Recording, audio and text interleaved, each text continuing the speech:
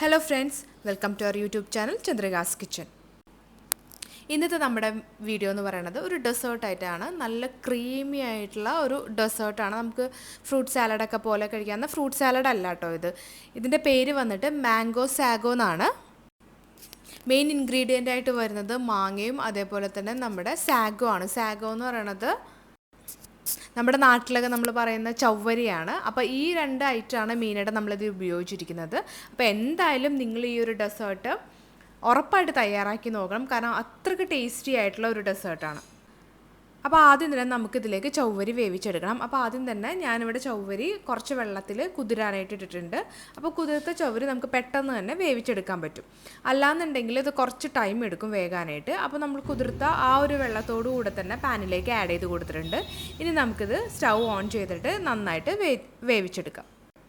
അപ്പോൾ കുതിർത്ത ചവ്വരി നന്നായിട്ട് വീർത്ത് വന്നിട്ടുണ്ട്, അതായത് ഡബിൾ സൈസ് ആയിട്ടുണ്ട്. ഇനി അത് നമുക്ക് വെന്ത് കഴിയുമ്പോഴത്തേക്കും ഒരു അരിപ്പയിലേക്ക് ഊറ്റി എടുക്കാവുന്നതാണ്. അതായത് ട്രാൻസ്പെറൻ്റ് ആയിട്ട് കിട്ടും നമുക്ക് ഈ ഒരു ചവ്വരി. അപ്പോൾ ഞാനിവിടെ തിളപ്പിച്ച വെള്ളം ഊറ്റി കളഞ്ഞിട്ട് അതിൻ്റെ മുകളിൽ കൂടെ കുറച്ച് പച്ചവെള്ളവും കൂടെ ഒഴിച്ച് മാറ്റി വയ്ക്കുന്നുണ്ട്. അപ്പോൾ ആ ഒരു ചവ്വരി ഒട്ടാതിരിക്കാൻ വേണ്ടിയിട്ടാണ്. എന്നിട്ട് നമുക്കൊരു ബൗളിലേക്ക് മാറ്റി വയ്ക്കാം. ഇനി അടുത്ത മെയിൻ ഇൻഗ്രീഡിയൻ്റ് എന്ന് പറയുന്നത് നമ്മുടെ മാങ്ങയാണ്. നല്ല പഴുത്ത മാങ്ങ എടുക്കണം ഇതിന് വേണ്ടിയിട്ട്. മധുരമുള്ള മാങ്ങയായിരിക്കണം. അപ്പോൾ ഞാനിവിടെ എടുത്തിരിക്കുന്നത് 2 മാങ്ങയാണ്. അപ്പോൾ ഞാൻ തോലൊക്കെ ചെത്തിയിട്ട് അത് ചെറിയ ക്യൂബ്സായിട്ട് കട്ട് ചെയ്തെടുക്കുന്നുണ്ട്.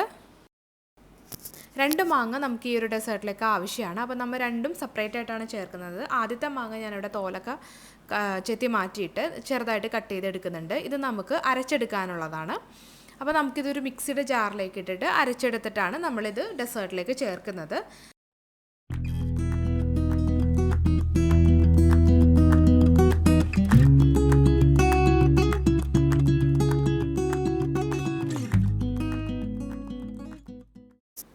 കട്ട് ചെയ്ത് വെച്ച മാങ്ങ ജാറിലിട്ടിട്ട് നന്നായിട്ട് അരച്ച് തന്നെ എടുക്കണം.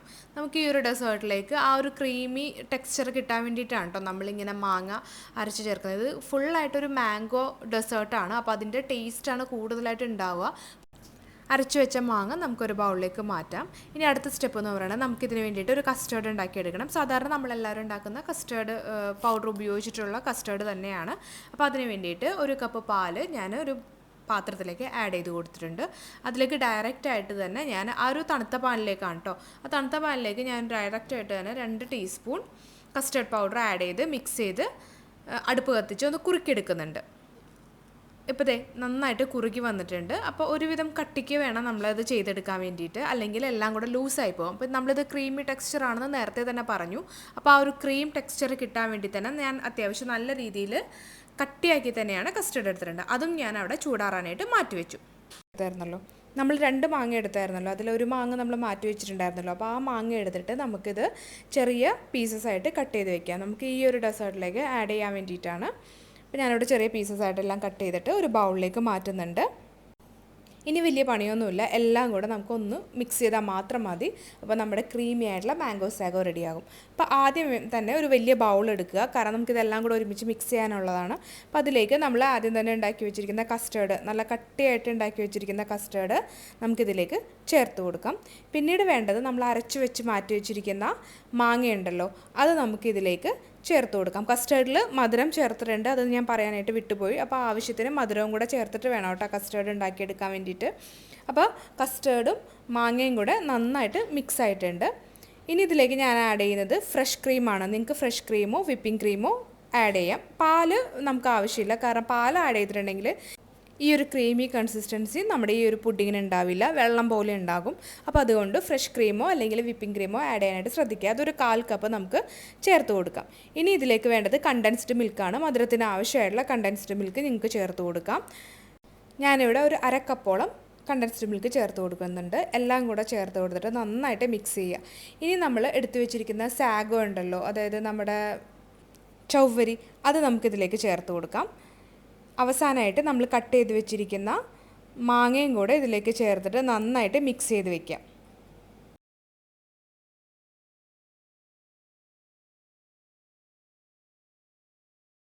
അപ്പോൾ നമ്മുടെ എല്ലാം നന്നായിട്ട് മിക്സ് ആയിട്ടുണ്ട്. മധുരമൊക്കെ നമുക്ക് ഈ സമയത്ത് ചെക്ക് ചെയ്യാം. ആവശ്യമുണ്ടെങ്കിൽ കൂടുതൽ കണ്ടൻസ് മിൽക്ക് നിങ്ങൾക്ക് ചേർത്ത് കൊടുക്കാം. ഇനി നമുക്കിത് ഇപ്പോൾ ഉപയോഗിക്കാൻ പറ്റില്ല. ഇപ്പോൾ ഉപയോഗിച്ചിട്ടുണ്ടെങ്കിൽ അത്രയ്ക്ക് ടേസ്റ്റ് ഒന്നും ഉണ്ടാവില്ല. നമുക്കിതൊരു ഫ്രിഡ്ജിൽ ഒരു 6 മണിക്കൂറെങ്കിലും, മിനിമം ഒരു 6 മണിക്കൂറെങ്കിലും വെക്കണം. അതായത് നന്നായിട്ട് തണുപ്പിച്ചതിന് ശേഷം മാത്രം ഉപയോഗിക്കുക. എങ്കിൽ മാത്രമേ നമ്മളിതിൽ ആഡ് ചെയ്തിരിക്കുന്ന സാഗോ ഉണ്ടല്ലോ, അതിലൊക്കെ ഈ ഒരു മാങ്ങയുടെ, അതായത് ഈ ഒരു ക്രീമൊക്കെ കയറി പിടിച്ചിട്ട് നമുക്ക് കഴിക്കാനായിട്ട് നല്ലൊരു രുചി ഉണ്ടാവുള്ളൂ. ഇപ്പോൾ ഞാനിവിടെ ഒരു പ്ലാസ്റ്റിക് റാപ്പ് കൊണ്ട് മൂടിയിട്ടാണ് ഈ ഒരു ബൗള് ഫ്രിഡ്ജിലേക്ക് മാറ്റുന്നത്. പ്ലാസ്റ്റിക് റാപ്പ് ഇല്ലെങ്കിലും കുഴപ്പമൊന്നുമില്ല. ഏതെങ്കിലും മൂടി വെച്ച് മൂടിയിട്ട് നിങ്ങൾക്കിത് ഫ്രിഡ്ജിലേക്ക് മാറ്റാവുന്നതാണ്. അപ്പോൾ ഒരു 6 മണിക്കൂറിന് ശേഷം നിങ്ങളിതെടുത്തിട്ട് ഒന്ന് കഴിച്ചു നോക്കിക്കേ. വായിൽ അലിഞ്ഞു പോകുന്നൊരു ടേസ്റ്റാണ് ഈ ഒരു ഡെസേർട്ടിനുള്ളത്. നിങ്ങൾ എന്തായാലും മസ്റ്റ് ട്രൈ ആയിട്ടുള്ള ഒരു ഡെസേർട്ടായിട്ടാണ്. എൻ്റെ ഒരു ഫേവറേറ്റ് കൂടിയാണ് കേട്ടോ. ഞാൻ ഉണ്ടാക്കിയിട്ട് എനിക്ക് സത്യം പറഞ്ഞാൽ മതിയായില്ല ഇത് കഴിച്ചിട്ട്. അത്രയ്ക്ക് നല്ല ടേസ്റ്റി ആയിട്ടുള്ള ഒരു ഡെസേർട്ടാണ്. അപ്പോൾ നിങ്ങൾ വീഡിയോ കണ്ടാൽ മാത്രം പോരാ, എന്തായാലും ട്രൈ ചെയ്ത് കൂടെ നോക്കണം. അപ്പോൾ വളരെ കുറച്ച് ഇൻഗ്രീഡിയൻറ്റ് കൊണ്ട് നമുക്ക് പെട്ടെന്ന് തയ്യാറാക്കിയെടുക്കാൻ പറ്റുന്ന വളരെ ടേസ്റ്റി ആയിട്ടുള്ള ഒരു ഡെസേർട്ടാണ്. ഞാനിവിടെ ഒരു ഗ്ലാസ്സിലേക്കും അതേപോലെ തന്നെ ഒരു ബൗളിലേക്കും സെർവ് ചെയ്യുന്നുണ്ട്. അപ്പം വീഡിയോ എല്ലാവർക്കും ഇഷ്ടമായെന്ന് വിചാരിക്കുന്നു. അപ്പോൾ വീഡിയോ ഒക്കെ ഇഷ്ടമായിട്ടുണ്ടെങ്കിൽ ഞങ്ങളുടെ ചാനൽ സബ്സ്ക്രൈബ് ചെയ്യാനും ലൈക്ക് ചെയ്യാനും ഷെയർ ചെയ്യാനും കമൻറ്റ് ചെയ്യാനും മറക്കരുത്. അതേപോലെ തന്നെ വീഡിയോ ഒക്കെ ഇഷ്ടമാവുന്നുണ്ടെങ്കിൽ നിങ്ങളുടെ ഫ്രണ്ട്സിനും ഫാമിലീസിനും എല്ലാവർക്കും ഷെയർ ചെയ്ത് കൊടുക്കുക. പുതിയൊരു വീഡിയോ ആയിട്ട് നമുക്ക് വീണ്ടും കാണാം. താങ്ക്